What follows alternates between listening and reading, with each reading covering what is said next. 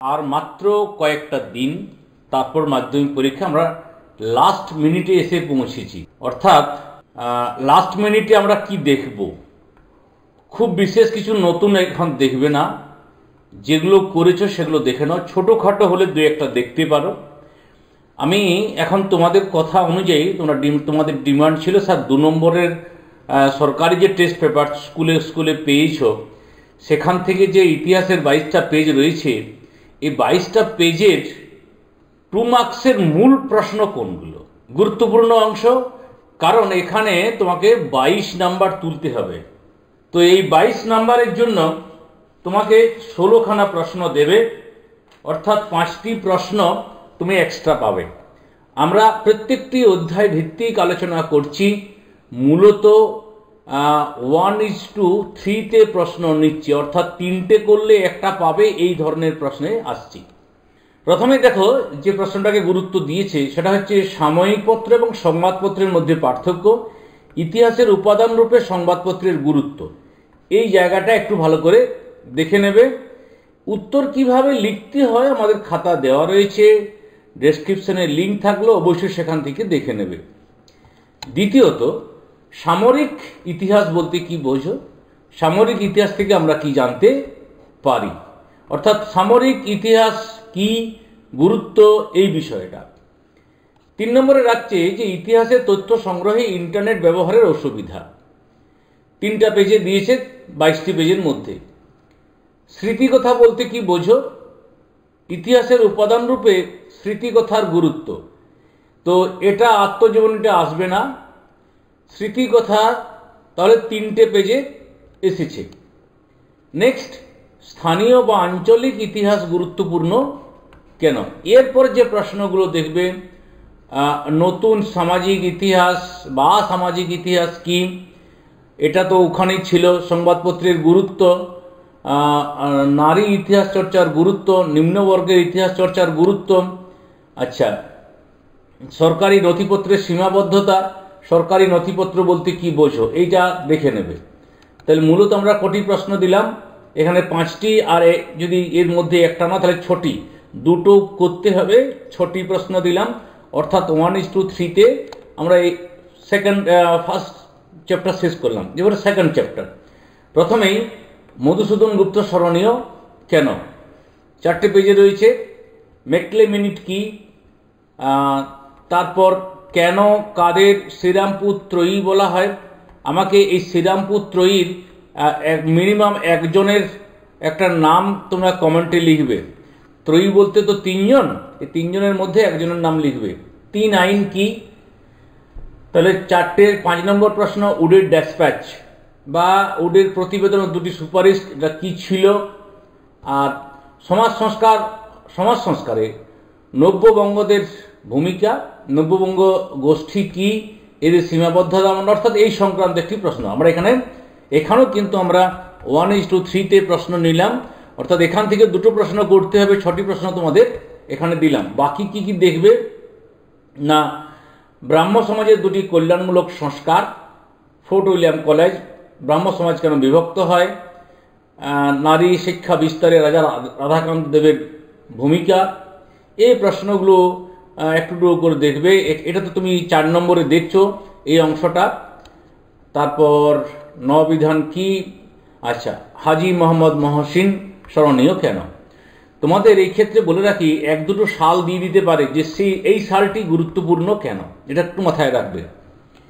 এরপর আমরা চলে আসি তৃতীয় অধ্যায়। তৃতীয় অধ্যায় থেকে যে প্রশ্নটা নিলাম, প্রথমে দক্ষিণ পশ্চিম সীমান্ত এজেন্সি যে কোল বিদ্রোহের পরে গঠিত হয়েছিল, সেটা কেন গঠিত হয়েছিল, ঠিক আছে। নেক্সট, ফরাজি আন্দোলন কি ধর্মীয় পুনর্জাগরণের আন্দোলন বা এই আন্দোলনের ব্যর্থতার কারণ, অর্থাৎ ফরাজি আন্দোলন সম্পর্কিত এই 2টো জিনিস দেখে রাখবে। সন্ন্যাসী ফকির বিদ্রোহের চরিত্রের 2টো দিক আর ব্যর্থতার 2টো দিক। খুঁতকাঠি প্রথা কি, অর্থাৎ কখন এর চালু হয়, কে চালু করে বা কি উদ্দেশ্যে চালু হয়, এই বিষয়গুলো। 5 নম্বরে রাখছি এলাকা ও বেএলাকা চাষ। এরপর এই 5টি মূলত রেখেছি, অর্থাৎ 1:3 থেকে কম। বাকি প্রশ্নগুলো দেখবে। চুয়ার বিদ্রোহের গুরুত্ব, দামিন ই কোহ কি, তারপর রানী শিরোমণি স্মরণীয় কেন, ভারতীয় অরণ্য আইন থেকে প্রশ্ন থাকতে পারে, এগুলো একটু দেখে রাখবে।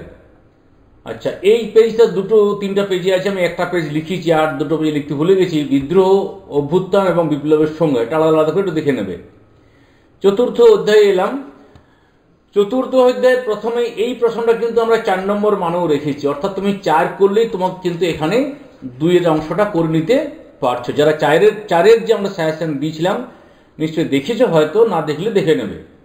আর এখানে জাতীয়তাবাদের বিকাশে আনন্দমঠ, এটাও কিন্তু আমরা 4 নম্বরে রেখেছি, অর্থাৎ এটা কিন্তু আমাদের 2-এর প্রশ্ন যদি আমরা ভাবি 2 আর 4, তাহলে এক জায়গায় কোনো না কোনো জায়গায় হয়ে যাচ্ছে। এইখান থেকে এই প্রশ্নটা দেখবে যে ব্যঙ্গচিত্র কেন আঁকা হয়, ঠিক আছে। আচ্ছা, 19 শতকের দ্বিতীয়ার্ধকে সভা সমিতির যুগ বলা হয় কেন, গিলবার্ট বিল বিতর্ক কি, 4টে প্রশ্ন, যদি 4টে নয় 4 নম্বরে রেখেছি আমরা ওগুলোকে। 1857 সালের বিদ্রোহে শিক্ষিত সম্প্রদায়ের ভূমিকা কি ছিল, আর ভারত সভা গঠনের গুরুত্ব, উদ্দেশ্য, ভারত সভা জমিদার সভার মধ্যে পার্থক্য, এই বিষয়টা। এরপরে বাকি প্রশ্নগুলো লেস ইম্পর্টেন্ট, তুমি একটু চোখ বুলিয়ে নেবে যদি আগের করা থাকে, আমি নতুন করে করতে বলছি না। এলাম পঞ্চম অধ্যায়ে। প্রথমে এই প্রশ্নটা ভীষণ গুরুত্ব দিয়েছে, টেস্ট পেপারের অনেকগুলো পেজ। মহেন্দ্রলাল সরকার স্মরণীয় কেন, এগুলো কিন্তু প্রত্যেকটা পেজ নাম্বার সরকারি টেস্ট পেপারের। তারপর এটা কিন্তু আমাদের 4 নম্বরে রয়েছে, এই শ্রীনিকেতন বা বিশ্বভারতী প্রতিষ্ঠা উদ্দেশ্য, কে কখন করেছিলেন, এই বিষয়গুলো। গুটেনবার্গ, চার্লস উইলকিনসন, এটাও গুরুত্বপূর্ণ, ছাপাখানার বিস্তারে, ওই যেটা শিক্ষার বিস্তার ওই প্রসঙ্গে। জাতীয় শিক্ষা পরিষদ কেন প্রতিষ্ঠিত হয়, তা 2টি কার্যাবলী কী কী, লাইনোটাইপ প্রবর্তনের গুরুত্ব, বসু বিজ্ঞান মন্দির, এটা আমাদের 4 নম্বরে রয়েছে। ঔপনিবেশিক শিক্ষা ব্যবস্থা ত্রুটিপূর্ণ ছিল কেন, আর এটা আমাদের 4 নম্বরে রয়েছে এটা। তারপর এটা আমাদের তো 4 নম্বরে রয়েছে, বিটিআই। এরপর আমরা এলাম ষষ্ঠ অধ্যায়। ষষ্ঠ অধ্যায়ে প্রথম যে প্রশ্নটা রয়েছে আমরা গুরুত্ব দিচ্ছি সেটা হচ্ছে মাদারি পাসি, দিনকাঠিয়া প্রথা, বারদৌলি সত্যাগ্রহ বা সত্যাগ্রহ বলতে কি বোঝো, চৌরি চৌরা ঘটনা, মোপালা বিদ্রোহের কারণ, ভারতীয় কমিউনিস্ট পার্টিকে দ্বিজ বলা হয় কেন, আল্লুরি সীতারাম রাজু, এটা আমার মতে লেস ইম্পর্টেন্ট, এই 6টাকে বেশি তুমি গুরুত্ব দেবে। এরপর চম্পারণ সত্যাগ্রহ, তেভাগা আন্দোলন, ওয়ার্কস অ্যান্ড পেজেন্টস পার্টি, এটা খুব একটা প্রয়োজন থাকবে না, তবু দেখে রাখবে। আচ্ছা, নেক্সট হচ্ছে ভারত কিষাণ সভা, সারা ভারত কিষাণ সভা কেন প্রতিষ্ঠিত হয়েছিল, তার সম্পাদক কে ছিল, তার সভাপতি কে ছিলেন, প্রথম সভাপতি। রম্পা বিদ্রোহ কেন, বিরাট ষড়যন্ত্র মামলা, দুজন বিদেশিদের নাম লেখো। এআইটিসি প্রতিষ্ঠার উদ্দেশ্য কী ছিল, তাম্রলিপ্ত জাতীয় সরকার কেন গঠন করা হয়েছিল। সপ্তম অধ্যায়ে আমরা দেখব রশিদ আলী দিবস, প্রথম নম্বরে রাখছে এটা, দ্বিতীয় নম্বরে দীপালি সংঘ, এটা কিন্তু 23 সালে পড়েছিল, আসবে কিনা জানি না, কিন্তু ম্যাক্সিমাম পেজ কিন্তু এটাকে গুরুত্ব দিচ্ছে। দলিত কাদের ও কেন বলা হয়, এটা 4 নম্বরে আমাদের রয়েছে।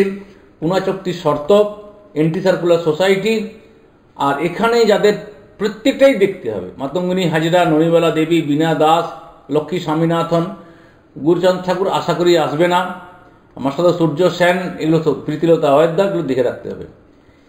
এই প্রশ্নটা দেখবে যে 1905-এর 16 অক্টোবর অরন্ধন দিবস, সাম্প্রদায়িক বাটাওয়ারের নীতি, বাইক্রম সত্যাগ্রহ, অলিন্দ যুদ্ধ, এটা ওখানে আবার রিপিট হয়েছে এই প্রশ্নটা, এটা ওখানে চলে যেত। যাই হোক, এরপরে আমরা শেষ অধ্যায়ে আসছি। শেষ অধ্যায়ে প্রথম বিষয় হচ্ছে দেশীয় রাজ্যগুলির ভারত ভক্তির দলিল বলতে কি বোঝো, এইটা প্রথম প্রশ্ন। দার কমিশন বা দার কমিশন, পত্তিসি রামালু কে ছিলেন বা তার স্মরণীয় কেন, এই জায়গাগুলো। বাকি অংশগুলো 4 নম্বর থেকে তুমি সব প্রশ্নের উত্তর করতে পারবে। এখানে জেপিভি কমিটি, এটা দেখে রাখবে, পেপসু দেখে রাখবে, অপারেশন পোলো, নেহেরু লিয়াকত চুক্তি, এগুলো সব দেখে রাখবে। তো আজকে এই পর্যন্ত, আমরা অন্যদিন অন্য কোনো প্রশ্ন নিয়ে তোমাদের সঙ্গে থাকবো। সকলকে ধন্যবাদ জানিয়ে এখানে শেষ করছি।